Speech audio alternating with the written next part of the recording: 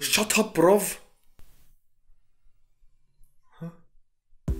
What's going on, everybody? Today I'm going to be talking about what I carry in my bag when I'm on a simple shoot. Now, this is just a disclaimer. Some people might have more, some people might have less, but the important thing here is just using what you have as your equipment. Now, if you search on YouTube and look into what's in my camera bag, it's typically a very expensive camera bag. So I'm just going to go over what I have in mine, and if you want to compare mine to the other ones, mine aren't that expensive compared to theirs, but I still do have some nice equipment in there that I use for my videos. So if you like the videos that I'm able to give you guys, then you guys know what equipment that I use for it now. So a lot of people have been asking me what it is that I shoot on, and that's the star of the show, the one that I'm shooting on right now. That's the Sony a6300. If you want to compare that to the other Sony cameras, it's actually fairly cheap. When this camera first came out, it retailed at around $1,000 in the US for the camera, and if you compare that to other Sony cameras, it's actually very cheap. It shoots up to 120 frames in 1080p and even goes up to shooting in 4K. This camera has been so good to me, and it's my first camera,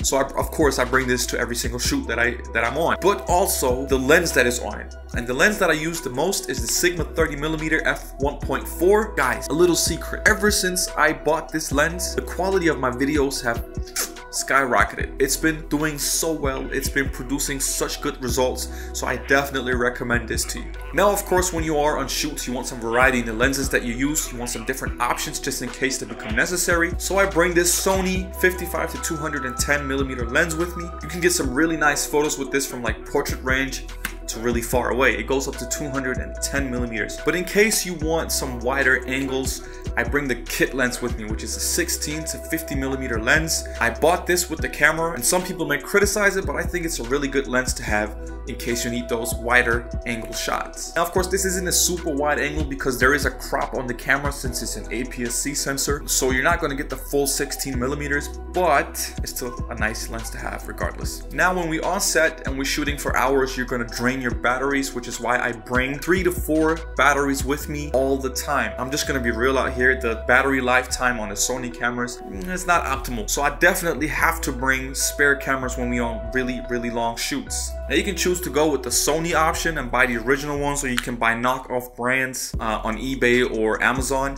It's gonna do the job. Just make sure that you get a battery with good reviews. And of course, while you put your one battery in and take out the one that's drained, you want to have a battery charger that you can charge your batteries with. This has been so handy for me on shoots. When I pick out the battery from the camera and it's completely drained, I just plug it in here, put in another battery, and by the time the new battery is drained, the old battery is ready for another go. So make sure that you bring your juice with you on your shoots. And speaking of juice, you want to have that portable battery with you all the time. So I bring power banks. This one right here is by Rock, and it's 10,000 milliamp hours, which is about 10 charges of a Sony battery, while this one is from Xiaomi. I don't know if I'm pronouncing it correctly, but it's 16,000 milliamp hours, and as you can tell, it's been busted up, so I've been using this quite a lot. But guys, don't forget, once you bring all this juice with you, you need something to connect your camera and your battery to these power banks, which is why I bring this little pouch.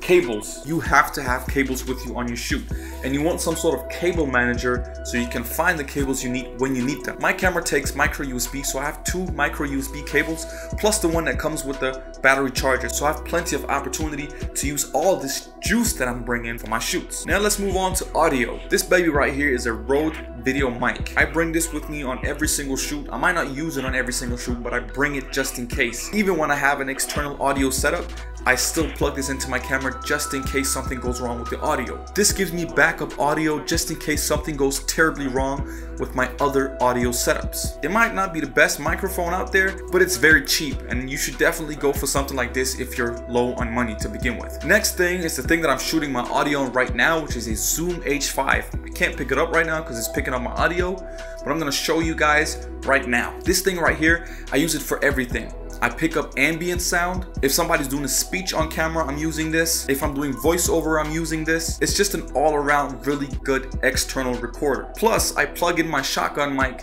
into this external recorder and then hold it up on a boom pole when I need it. I didn't bring that today because I don't bring my boom pole to every single shoot. Now, when you have your audio, such as with the Zoom H5, you want to be able to listen to what it is you're recording. So I bring this. These headphones are the Sony MDR 1000X. The noise cancellation on these headphones headphones is superb, and it's really, really good when you're just trying to get that perfect sound. That might be you in the nature trying to catch a bird flapping away. So if you want that exact precise sound, you want to be able to hear what it is that you're recording. So that's why I use the Sony headphones. Memory cards. You see, nobody really wants to talk about memory cards. You need storage on your camera. If you don't have storage on your camera, you can't record. Simple, right? But for some reason, nobody really wants to bring up the SD card. I bring around 3 to 4 cards with me, ranging from 16 gigabytes to 64 gigabytes. And so far, that's been sufficient for me, and I haven't really had a reason to upgrade. But never go on a shoot without extra SD cards. Which brings me to my last thing, which is an external hard drive. Now let's say everything goes wrong. You filled up every single SD card that you got. What do you do? Now this is where this bad boy comes in handy. You can use this as a backup to dump footage in case all your cards have been filled up. So what you do is, you notice your card's been filled up. You go to your laptop, plug in the external hard drive, and then dump all the footage onto that, and then format your SD card, put it back in the camera, and start shooting again. This way you have terabytes of memory storage right in your hand instead of relying on SD cards. And of course, the tripod that I'm using right now, it's a knockoff brand that I bought from Amazon. It's really cheap, but it's been really, really good for me. And I bring this with me on every single shoot, whether small or big. It doesn't make a difference. The tripod goes with me on every single shoot. So that was it, guys. Those are the basic things that I bring on a very, very small shoot. Now, typically, if I go to a bigger shoot, I bring LED lights, which I'm using right now. But I also bring some form of stabilization in the form of a shoulder rig or the DJI Ronin, or maybe even both, depending on what it is that I need. But as I said in the beginning of this video, it's not about what equipment you have, it's about how you use your equipment.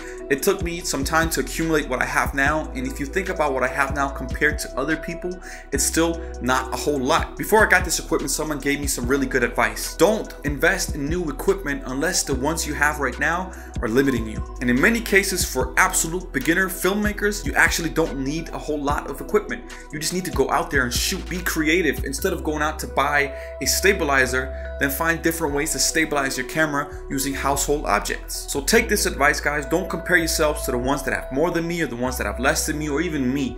Use what equipment you have right now and work within your own budget. Trust me, filmmaking is more about storytelling than it is about the equipment that you use. And once you get to the point where you can afford the equipment, make sure you know when to use what and how to use what. Not every shot needs to be completely smooth using a DJI Ronin. Not every shot needs to be shaky using handheld. You have to find that balance in between that complements your story the best. That's what filmmaking really is about. It is really about the story.